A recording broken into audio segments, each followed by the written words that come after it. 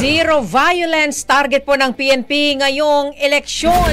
Brigada Kath Austria, i-brigada mo. Brigada Live Report.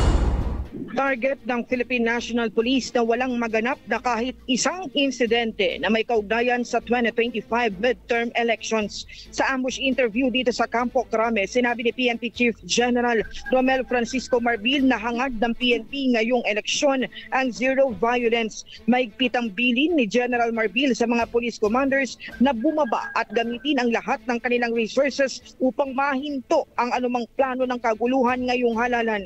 Kailangan anyang walang mawalan ng buhay. Babala ng PNP Chief sa mga police commanders na magpapabaya, sasampahan ang mga ito ng kaso. Samantala, pinagana na ng PNP ang kanilang Media Action Center para sa eleksyon.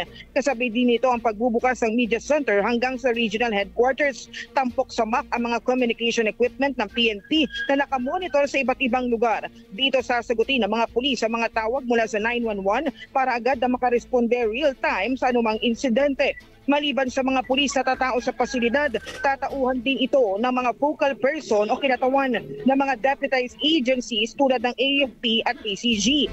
Nandito rin ang ilang kinatawan ng COMELEC. Inaasahan ng PNP ang mas mabilis na koordinasyon sa Media Center dahil dito kanilang i-consolidated ang mga reports sa eleksyon at agad nila itong gagawan ng aksyon.